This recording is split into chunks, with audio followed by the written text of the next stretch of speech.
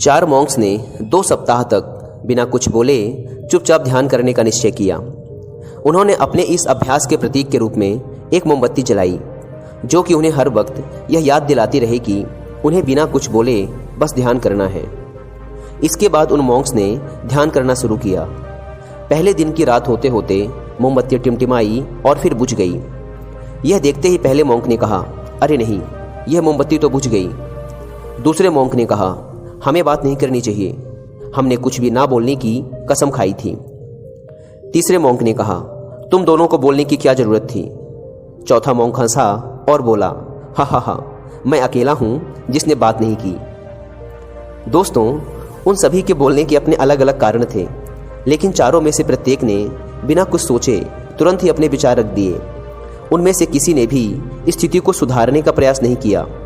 उसी आश्रम में उन चारों के अलावा एक बूढ़ा बुद्धिमान मॉन्क भी था। वह बिना कुछ बोले और उनकी तरफ ध्यान दिए बिना ही चुपचाप ध्यान करता रहा। इस तरह से उस बुद्धिमान मॉन्क ने बिना एक शब्द बोले उन चारों को ही उनकी गलती का एहसास करा दिया, जो कि वो चारों बोलकर भी नहीं कर पाए। बिना सोचे समझे और ज़रूरत से अधिक बोलने पर हमें खुद ही लोगों के सामने शर्मिंदा होना पड़ता है। एक समझदार व्यक्ति कभी भी बिना मांगे किसी को सलाह नहीं देता, क्योंकि वह जानता है कि बिना मांगे दी गई सलाह का कोई मतलब नहीं होता और ना ही सामने वाला उस सलाह को मानता है।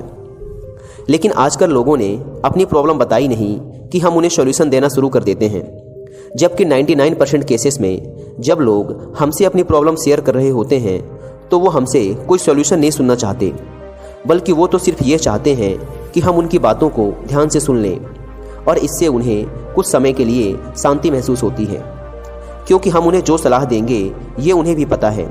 हर इंसान को पता होता है कि क्या सही है और क्या गलत है।